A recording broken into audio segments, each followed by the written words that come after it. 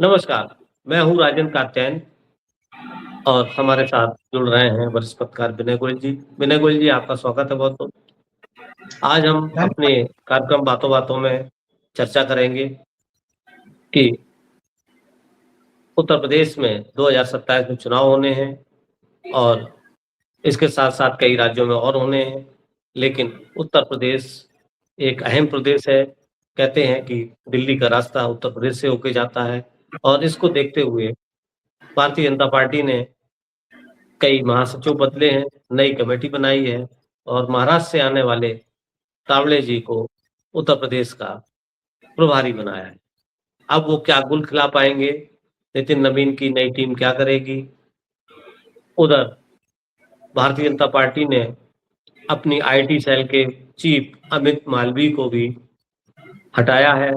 दूसरे दूसरे नेता जो कि छत्तीसगढ़ से आते हैं, उनको दीपक महेश्वरी को नया आईटी प्रमुख बनाया है। ऐसी स्थिति में क्या होने वाला है या नई टीम क्या गुल खिला पाएगी? जानते हैं विनय गोयल जी से। गोयल जी, क्या कहना है आपका? देखिए, यूपी का विधानसभा चुनाव के बारे में आपने जैसे बताया बहुत महत्वपूर्ण है। दिल्ली का रास्ता यूपी से होकर नहीं निकलता है, ये इस बात में जी, कोई शक नहीं। पिछले आम चुनाव में भारतीय जनता पार्टी को यूपी से बहुत बड़ा झटका लगा था, लेकिन उसके बाद जितने भी चुनाव हुए भारतीय जनता पार्टी ने उन सभी चुनावों में अपना विजय रथ जारी रखा।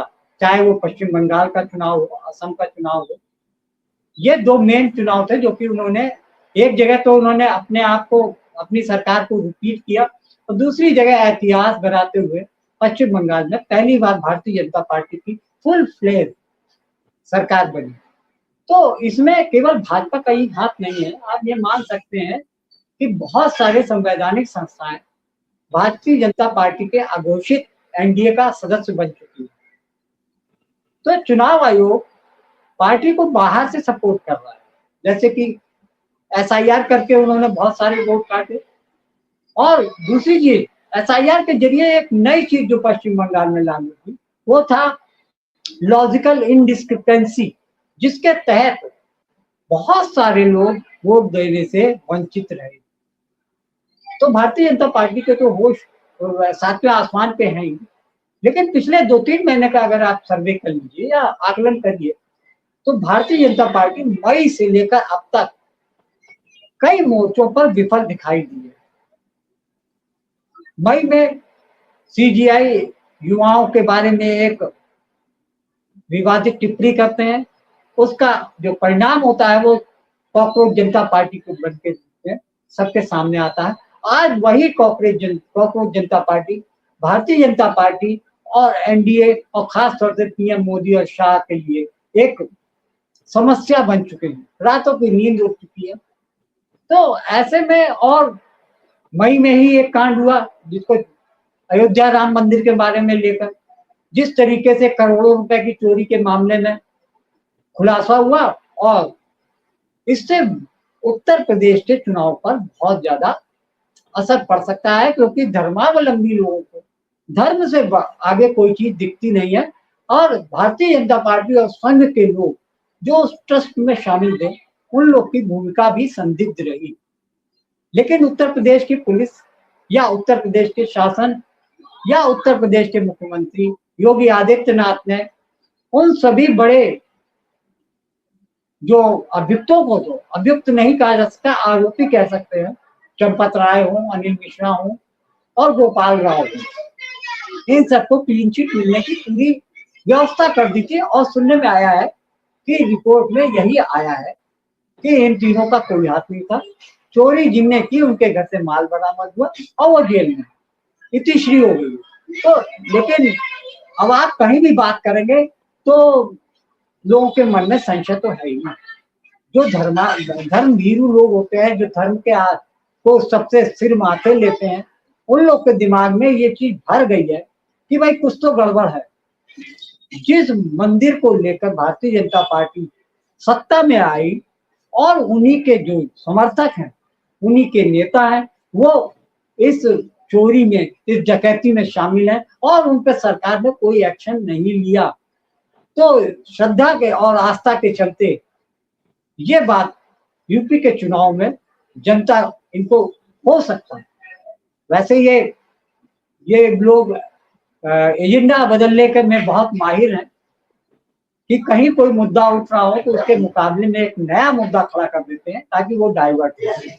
तो कुछ ना कुछ तो ये करेंगे ही, जनता को बहकाने, बहलाने या बरगलाने के लिए कुछ ऐसी एक्टिविटी करने लगेंगे ताकि चढ़ावा चंदा चोरी जो मामला है उसको लोग एक तरीके से भूलने का प्रयास करें। लेकिन विपक्ष जो पीडीए का मामला लेके चल रहा है, राम मंदिर में चढ़ावा चोरी का मामला लेके चल रहा है, तो ये समझ लीजिए कि वो इसको आग देता रहेगा।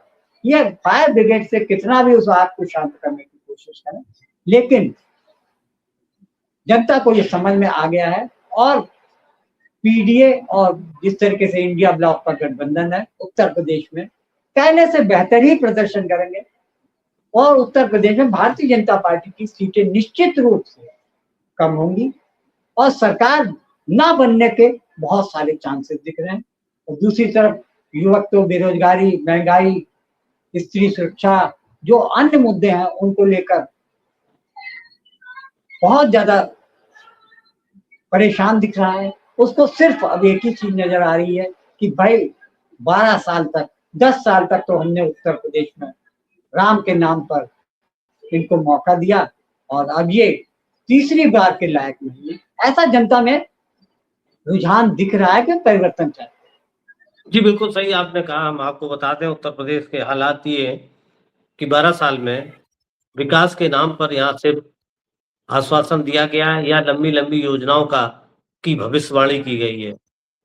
आप राजधानी लखनऊ में देखें तो जो काम पिछली सरकार ने किया था, वर्तमान सरकार ने एक मेट्रो का एक ईंट भी आगे नहीं बढ़ा पाई, एक पहिया भी नहीं लगा पाया। वही मेट्रो 12 साल से बनी हुई है जो पिछली सरकार ने बनाई थी। तो विकास के नाम पर तो केवल घोषणाएं हैं और केवल यहाँ बुलडोजर चलाया गया। ये केवल इनके ये यूएसपी है कि हमने बुलडोजर चलाया, अपराध नियंत्रण किया, लेकिन अपराध की स्थिति ये है कि अपराध का ग्राफ गिरा नहीं है और एक खास वर्ग में हम आपको बता दें बहुत नाराजगी है। जो अपर कास्ट का वोट माना जाता है भारतीय जनता पार्टी का, उसमें ब्राह्मण वर्ग में बहुत नाराजगी है। वो जो आपने कहा कि चंदा चोरी और दान चोरी के मामले में भले वो लीपापोती करके एसआईटी बना के आरएसएस के बड़े लोगों को बचा लिया गया हो, छोटों को शहीद कर दिया गया, ये पहले से कहा जा रहा था और वही हुआ। लेकिन जनता में और राम भक्तों में ये मैसेज चला गया कि ये पैसा जरूर, जब छोटे छोटे लोग इतना पैसा पार कर रहे हैं तो ये पैसा ऐसा तो नहीं कि बड़े लोग इससे देख ना रहे हो इसको और उनके संज्ञान में ना हो या उसके भागीदार ना हो, इस पे अब कोई विश्वास कर नहीं रहा है। दूसरी बात यह है कि लॉ एंड ऑर्डर की पोजीशन ये है कि गोरखपुर मुख्यमंत्री का जिला है, उसी में अभी एक ब्राह्मण ठेकेदार शिव कुमार तिवारी को, जो बिजली ठेकेदार थे, उनकी सरेआम बांके से तलवार से हत्या कर दी गई। और ये एक अपने आप में वो भयावह स्थिति वीडियो बताता है कि कितने अपराधी मनबड़ हैं कि सरेआम दिन के वक्त में सड़क पर कत्ल कर देते हैं। तो ये और उससे नाराजगी भी है ब्राह्मणों में कि आखिर ब्राह्मण ही क्यों मारा जाता है। कई ऐसी घटनाएं हुई जिसमें ब्राह्मणों की हत्याओं के आंकड़े बढ़े और अगर देखा जाए तो जो माफियाओं की कार्रवाई है उसमें भी चुनिंदा माफिया पर कार्रवाई की गई। ये भी ब्राह्मण समाज के लोग देख रहे हैं। तो हम आपको बता दें कि ब्राह्मण समाज में भारी आक्रोश है इस चीज को लेके और चूंकि केंद्रीय सरकार द्वारा जो जंतर मंतर के बाद जो कांड हुआ, जो लाठीचार्ज हुआ छात्रों पे, उससे बराबर और पर्याप्त असंतोष उत्तर प्रदेश में भी है। उत्तर प्रदेश के आपने देखा, आप जो जिन्हें जैन जी कहा जाएगा, जो छात्र अभी तक जंतर मंतर पर थे, उससे कम उम्र के छात्र जिन्हें जैन अल्फा कहा जाता है, वो भी फतेहपुर से लेके और लखनऊ तक वो सड़कों पे आने लगे अपनी मांग को लेके। शिक्षा की पोजीशन ये है कि उनके यहाँ 400 छात्राएं हैं और 18 शिक्षक सिर्फ हैं। केमिस्ट्री के शिक्षक नहीं है, वो मांग कर रहे हैं कि 6 महीना गुजर गए हैं, अगले 6 महीने में एग्जाम आने वाले हैं, हमको हमारे पास टीचर ही नहीं है, तो हमारा कैसे बोर्ड पार होगा। इसको लेके अभी लखनऊ में पिछले दिनों परसों ही जो छात्राएं थी एक आवासीय विश्वविद्यालय की, वो सड़कों पे आ गई। तो आप देख रहे हैं कि अब जैन जी छोड़िए, जैन अल्फा भी, चाहे वो इंदौर हो, चाहे कोटा हो, फतेहपुर हो, तो ये प्रदर्शन आप देख ही रहे हैं, छात्रों के प्रदर्शन पूरे देश में अब हो रहे हैं। तो ये आक्रोश है जो कि सरकार के खिलाफ पूरी तरह से है। वो बात अलग है कि ईडी और सीबीआई और आईटी को अपने काम पे लगा दिया गया है, अब उत्तर प्रदेश में भी लगेगी, पंजाब में भी लगेगी, दिल्ली में आम आदमी पार्टी के एक नेता को दोबारा गिरफ्तार किया गया, आप देख ही रहे हैं। तो ये जो इस कामों में जो इस पार्टी की सत्ता को जो सिद्ध हस्त प्राप्त है, वो अपना काम करने शुरू हो गई है। बाकी जनता में आक्रोश है, इसमें कोई शक नहीं है। बिल्कुल सही आपने कहा। राजन जी, एक बहुत पुरानी कहावत है कि आप छवि बनाने में पूरी जिंदगी निकल जाती है और उसको बरकरार रखने में, और 1 मिनट में छवि खराब हो गई, उसको फिर जनता में आप कितना भी प्रयास कर ले, वो आपको उस लायक समझेगी नहीं। अब आप जिस तरीके से आपने देखा कि प्रधानमंत्री मोदी पिछले 2 महीने से युवाओं के निशाने पर है, तो युवा 40% है देश का और उसको भविष्य नहीं दिख रहा है। शिक्षा मंत्रालय, रोजगार मंत्रालय, जहां भी आप देखिए किसी में कुछ काम ही नहीं होता, वो सिर्फ जुमलों पे चल रहा है। बस आंकड़े पता नहीं कहां से ले आके सबके सामने रख दिए जाते हैं। आप शाम को प्राइम टाइम में देखिए भारतीय जनता पार्टी के प्रवक्ता किस तरीके से मुस्कुराते हुए बताते हैं एवरीथिंग इज ओके, हर चीज सही बताते हुए। तो एक सवाल उठता है कि सब चीजें ठीक है तो गरीबी का इतना लोग क्यों परेशान है, अर्थव्यवस्था क्यों गर्त में जा रही है, इन सब चीजों का कोई जवाब नहीं। और दूसरी तरफ गोदी मीडिया उनके साथ है, चुनाव आयोग, गोदी मीडिया, इन दोनों की मदद से पिछले 12 साल से भारतीय जनता पार्टी देश पे हुकूमत चला रही है। और अब ये लगने लगा है कि जनता को भी समझ में आ गया है कि जो टीवी और बड़े चैनल दिखाते हैं उसमें सब भ्रामक बातें होती हैं। यही वजह है कि टीआरपी बिल्कुल टीवी के जो मीडिया हाउस के बड़े बड़े जो चैनल है उनकी टीआरपी 0 होती जा रही है। बड़े बड़े पत्रकारों को बेइज्जत किया जा रहा है, जनता उनको घुसने नहीं दे रही है। ये एक बात का आप नजारा देख सकते हैं जंतर मंतर पर, बड़े मीडिया हाउसेस के एंकरों को घुसने नहीं दिया है, यहाँ की छोटे मोटे यूट्यूबर्स को सर आंखों को लिया जाता है। तो ये सब चीजें समय है, समय का खेल है, सभी का समय एक सा नहीं रहता। मोदी जी का भी समय अब अस्ताचल की तरफ है, 12 साल तक सूर्योदय रहा, अब उनको भी झोला उठाने का समय आ गया है। इस मामले में सोचना चाहिए। जी बिल्कुल सही कहा आपने, जो आपने कहा ना गोदी मीडिया, जो मेन स्ट्रीम मीडिया जो कि गोदी मीडिया हो गया, और इसको आप पहले से ऑब्जर्व कर सकते थे, लेकिन अब आम आदमी भी इसको समझने लगा है। और इसी का परिणाम है कि जो प्रदर्शन होते हैं तो वहां प्रदर्शनकारी इस चीज को समझ जाते हैं, वो इनका विरोध करते हैं और ये मीडिया जाता भी नहीं है। देखिए झारखंड में प्रदर्शन हो रहा था, तो वहां पे कांग्रेस और दूसरी पार्टी की सत्ता है, तो वहां पे मेन स्ट्रीम मीडिया गया और वो दिखाया, लेकिन जंतर मंतर पे नहीं गया। इसी तरह से आज सुनने में आया है, कल बिहार के पटना में भी कुछ छात्र अपनी मांगों को लेकर प्रदर्शन कर रहे हैं, वहां पे भारतीय जनता पार्टी की सत्ता है।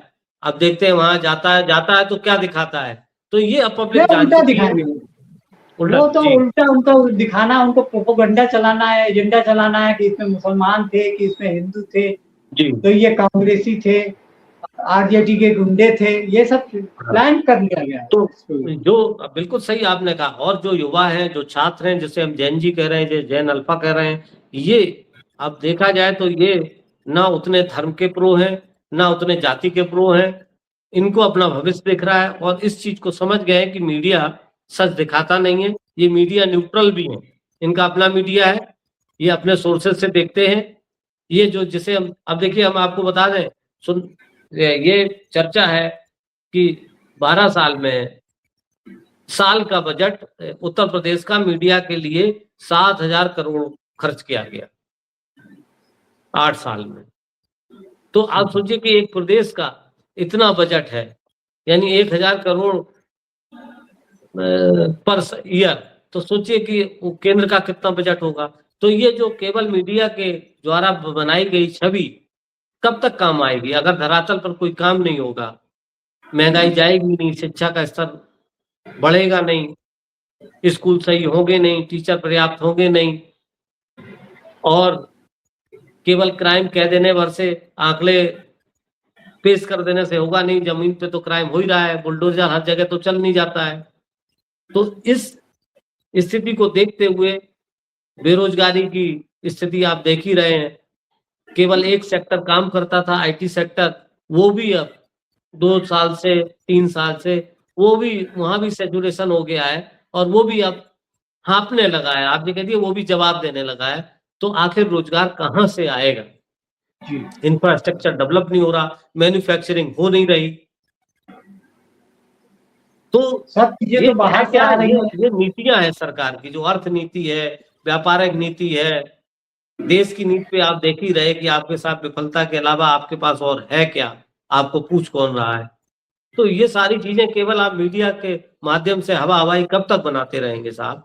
तो इस चीज को भी अब कम से कम वो वर्ग जो अभी तक भक्त बना हुआ था, जो समर्थक था, वो समझे ना समझे, लेकिन नई और युवा पीढ़ी उस चीज को समझ चुकी है, और उसी का परिणाम है कि आज वो सड़कों पे है, और आने वाले चुनाव में इनका परिणाम देखने को मिलेगा, इसमें कोई शक नहीं। बहुत बहुत धन्यवाद गोयल जी, आप आए।